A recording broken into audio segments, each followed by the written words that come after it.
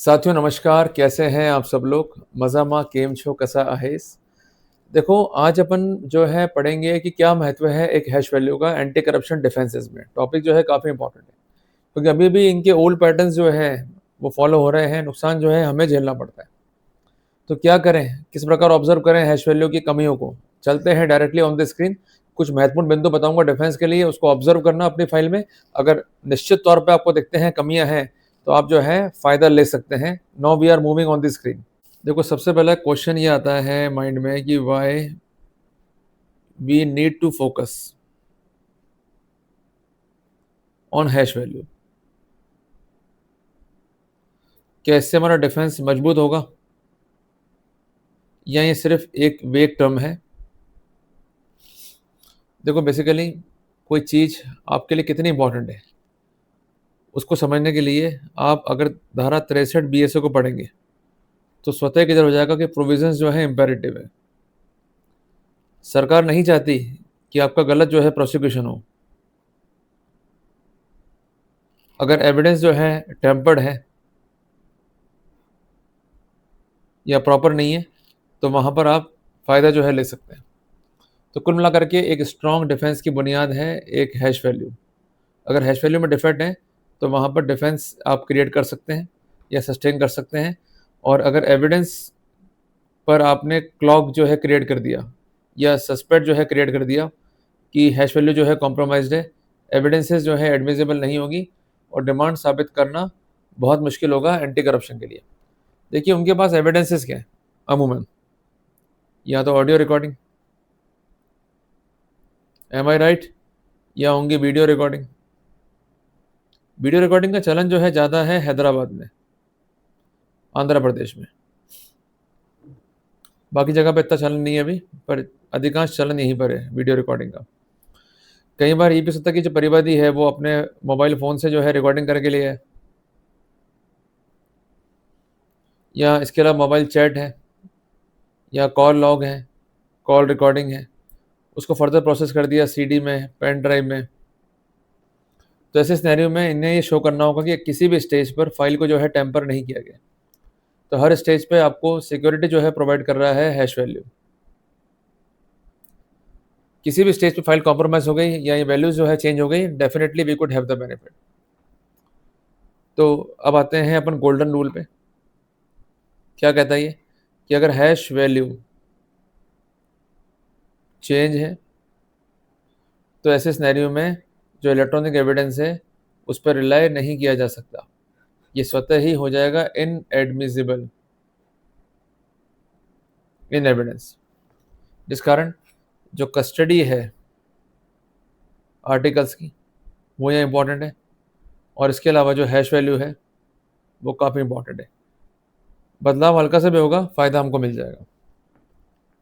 तो बेसिकली हमारा टारगेट क्या है कि हैश वैल्यू गलत है, ये साबित करना। क्लियर है? अब एक एग्जांपल लेते हैं अपन। भाई ट्रैप से पहले क्या होता है? वेरिफिकेशन, एम आई राइट? उसमें देते हैं ये रिकॉर्डर रिकॉर्डिंग के लिए, तो उसमें रिकॉर्डिंग हुआ। उसके बाद ये बंदा लेके आया कंसर्न रिकॉर्डर को ब्यूरो, इन्होंने सुना, फर्दर फाइल जो है कॉपी हो गई सीडी में या पेन ड्राइव में। पर जो ये इनिशियल रिकॉर्डिंग थी, इस समय कोई भी हैश वैल्यू जनरेट ही नहीं हुआ। जनरेट कहाँ हो रहा है? इस जगह पे। तो ये प्रोसीडिंग क्या हो गई? गलत, क्योंकि आपने जो इनिशियल लिंक था, इनिशियल सोर्स था, उसको ही कॉम्प्रोमाइज़ कर दिया।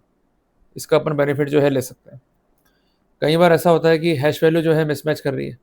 भाई जो हैश वैल्यू का जो बेसिस है, उसके लिए हमें धारा 63 बीएसए का जो परफॉर्मा है वो देखना होगा, जिसमें दो पार्ट हैं, पार्ट नंबर ए और दूसरा है part number B. Part number A document sign करेगा वो व्यक्ति या अथॉरिटी जिसने कंसर्न डिवाइस पर रखा हुआ है लॉफुल कंट्रोल। अगर उसकी गणना में जो हैश वैल्यू है वो अलग आ रही है, और जो एक्सपर्ट है उसकी गणना में जो हैश वैल्यू है वो अलग आ रही है, डेफिनेटली जो कंसर्ट एविडेंस है वो कॉम्प्रोमाइज़ दिखाई देता है, और वहाँ पर हम साबित कर सकते हैं कि एविडेंस जो है टेम्पर्ड है या एविडेंस को जो है मॉडिफाई किया गया है। तीसरी बात ध्यान रखिएगा, गोल्डन रूल में कई बार डिले होता है निकालने में हैश वैल्यू को। अगर डिले है तो वहाँ फ़ायदा ले सकते हैं। उदाहरण के लिए अगर रिकॉर्डिंग हुआ है 1/1/26 को, हैश वैल्यू क्रिएट हुआ है 3/1/26 को, डिले है 2 दिन का। तो यहाँ पर ओपन सोर्स है इनके पास में मैनिपुलेशन का, इसलिए जब भी कोई हैश वैल्यू रिकॉर्ड पे आएगी तो वो कितने दिन बाद बनी है इसको भी जो है आप नोट डाउन कर लो।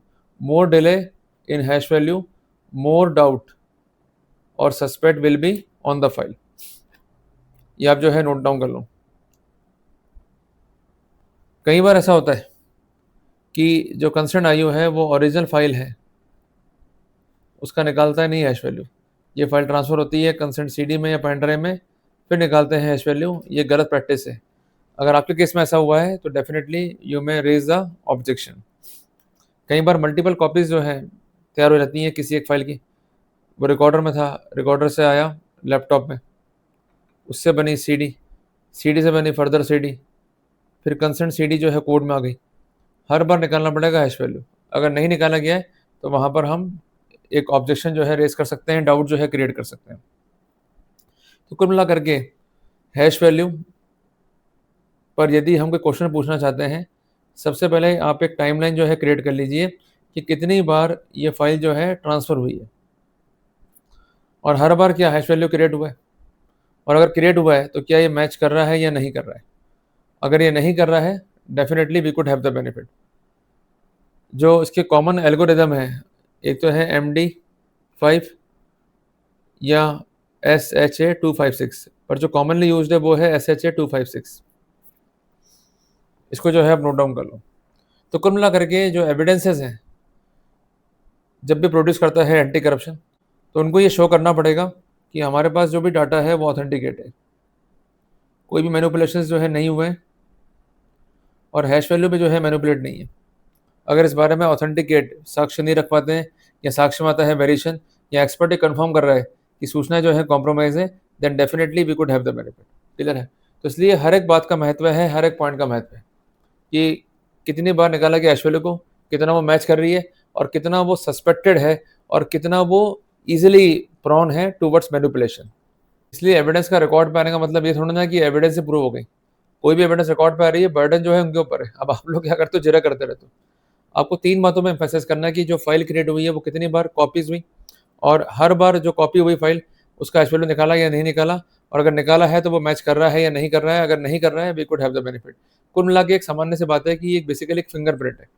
क्लियर है? अगर फिंगरप्रिंट मैच नहीं होंगे तो गेट ओपन नहीं होगा। इसी प्रकार अगर कंसर्न फाइल के जो डाटास मिसमैच हो रहे हैं तो एविडेंस की वजह से कॉम्प्रोमाइज, सस्पेक्ट और ऐसी एविडेंस पे कोर्ट जो है रिलाई नहीं कर सकता और इस तरह की एविडेंसेस जो है बेसिस नहीं हो सकती हैं कन्विक्शन का। क्लियर हो गया? जल्दी मिलेंगे अपन एक नए अध्याय में।